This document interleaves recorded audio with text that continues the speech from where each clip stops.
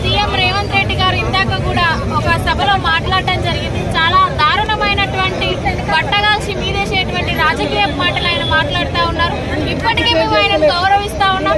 దయచేసి ఒక ముఖ్యమంత్రి స్థాయిలో ఉన్నటువంటి వ్యక్తి ఇలా మాట్లాడకూడదు. ఇది పద్ధతి కూడా కాదు. నిజంగా టీఎస్సీ అభ్యర్థులు అడ్డ మీద కూలలు, చదువు రాని వాళ్ళు, తలకు మాసిన వాళ్ళు అయితే కాదు.